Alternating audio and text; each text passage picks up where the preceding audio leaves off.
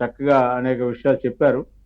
అయితే ఇవాళ ప్రధానమంత్రి గారు ఆంధ్రప్రదేశ్కి వస్తున్న సందర్భంగా ఆంధ్రప్రదేశ్ ప్రజలందరూ కూడా ఒక పండుగ వాతావరణంగా ఫీల్ అయ్యి పెద్ద ఎత్తున అన్ని జిల్లాల నుంచి కూడా అమరావతి చేరుకుంటున్నారు.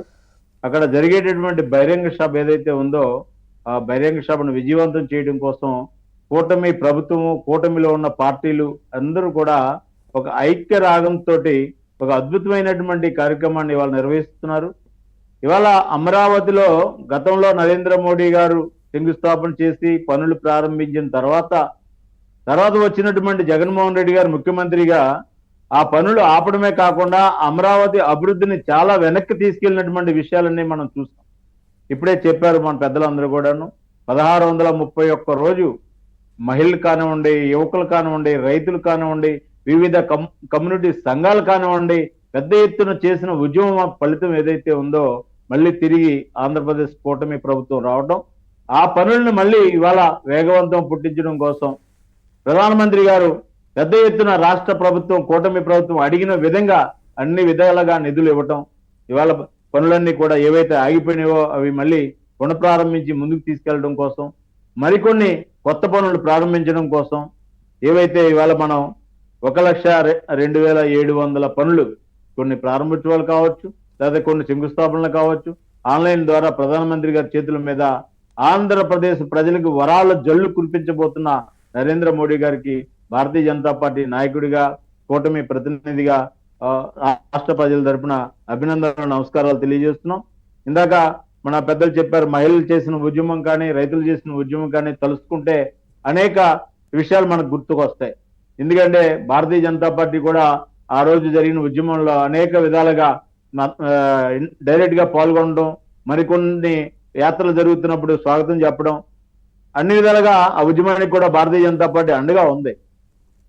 అయినప్పుడు ఇవాళ జరుగుతున్నటువంటి అభివృద్ధి ఫలాలు చూడటానికి, కనీసం వినటానికైనా ప్రతిపక్ష హోదాలో ఉన్నటువంటి ముఖ్యమంత్రి గారిని ఆహ్వానించినటువంటి కూటమి నైతిక విలువలు కట్టుబడి ప్రభుత్వం నడుస్తుంది కాబట్టి ప్రతిపక్ష నాయకుడిగా వారిని ఆహ్వానించడం జరిగింది.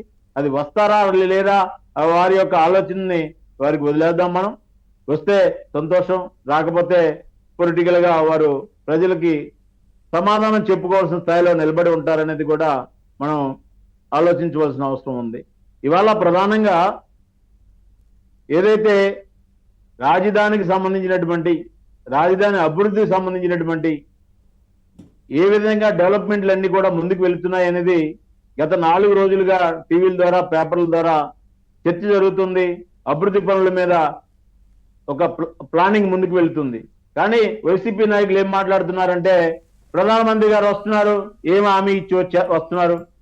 ప్రధానమంత్రి గారు వస్తున్న సందర్భంగా దేశ ప్రధానమంత్రిగా వారికి పెద్ద ఎత్తున స్వాగతం చెప్పి ఈ ఆంధ్రప్రదేశ్ లో ఉన్నటువంటి కూటమి ప్రభుత్వం వారికి ఏ విధమైనటువంటి పనులు చూపించినప్పటికీ కూడా నిధులు ఇవ్వటానికి కానీ, అభివృద్ధిని ప్రోత్సహించడంలో కానీ, పెండింగ్ పనులను ముందుకు తీసుకెళ్లడంలో కానీ ఆంధ్రప్రదేశ్ ప్రజలకు వరాల జల్లు కురిపిస్తున్నటువంటి ప్రధానమంత్రి గారిని కూడా విమర్శలు చేసే విధంగా ప్రధానమంత్రి గారు ఏమిస్తున్నారు వచ్చే ముందు చెప్పాలి అని కామెంట్లు చేయడం ఏదైతే ఉందో వారి చేతగానితనం, వారు 5 సంవత్సరాల ప్రభుత్వం ఏ విధంగా అభివృద్ధిని వెనక్కి తీసుకెళ్లిందో, కేంద్రం నుంచి నిధులు తెచ్చుకోవడంలో ఏ విధంగా జాప్యం చేసిందో, వచ్చినటువంటి నిధుల్ని సరిగా ఖర్చు పెట్టలేక ఏ విధమైన ఆ డబ్బుల్ని పక్కదారి మళ్లించిందో, ప్రజలకి ఏ విధమైనటువంటి ఆశలు చూపించి వారి ఎన్నికల్లో వారు ఇచ్చిన హామీలను నెరవేర్చలేక ఓడిపోయి 11 సీట్లు పరిమితమైనటువంటి వైసీపీ పార్టీ గురించి మనం ప్రత్యేకంగా చెప్పవలసిన అవసరం లేదని చెప్పి నేను చెప్తున్నాను. ఇవాళ జరుగుతున్నటువంటి అభివృద్ధి ఫలాలు, ప్రజల సంక్షేమం, రైతుల సంక్షేమం, ఎస్సీ ఎస్టీ మైనార్టీల సంక్షేమం, రాజధాని అభివృద్ధితో పాటు ఆంధ్రప్రదేశ్ లో అన్ని గ్రామాల యొక్క సంక్షేమం, గ్రామాల యొక్క మౌలిక సదుపాయాలని కూటమి ప్రభుత్వం నారా చంద్రబాబు నాయుడు గారు ముఖ్యమంత్రిగా, ఉప ముఖ్యమంత్రిగా పవన్ కళ్యాణ్ గారు ప్రధానమంత్రితో గారితో కలిసి ఒక అద్భుతమైనటువంటి ప్లానింగ్